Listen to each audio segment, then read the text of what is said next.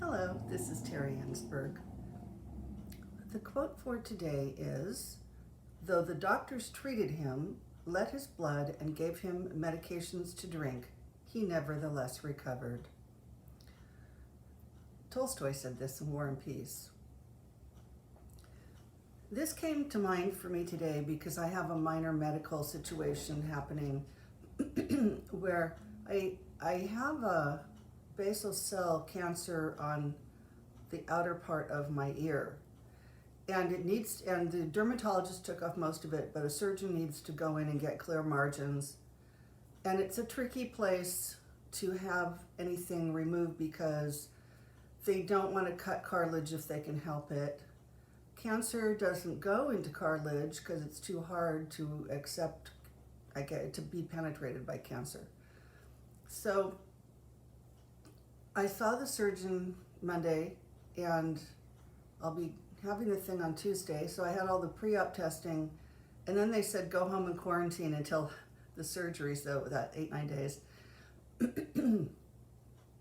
So I will do that. I am doing that, and this will happen on Tuesday, and then they will use a skin graft. They will take a skin graft from behind my ear to cover the cartilage that's exposed by the surgery.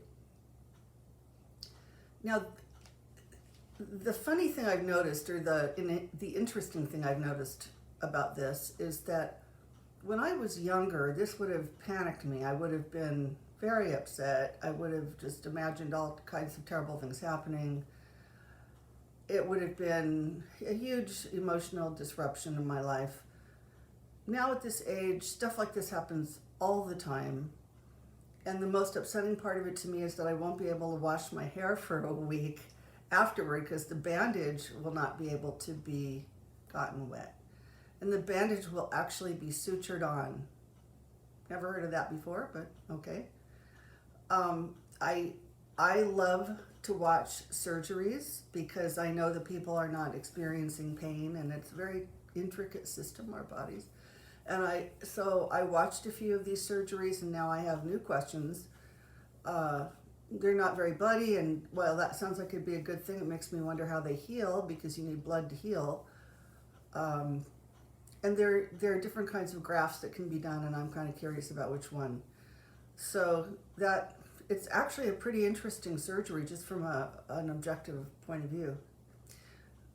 But for my grandchildren, what I want them to take away from this is that there are real benefits to aging, but they're intangible. The benefits of youth are so obvious. You know, you're bouncy, you're beautiful, you can wear yourself out, have a good night's sleep, and be back to normal the next day. Your energy level, everything is, you look at somebody and it's clear that youth has benefits. But what nobody tells you is that those are the tangible things. The intangible things are that the stuff that life throws at you doesn't hit you as hard.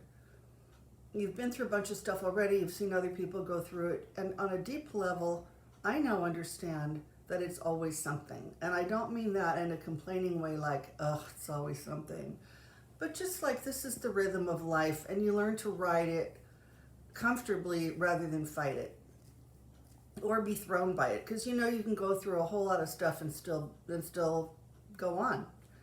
So if you're one of my grandchildren, what I want you to learn from this little experience is that the benefits of aging are real. They're just not obvious, but they are there. So thank you for listening to me. Bye.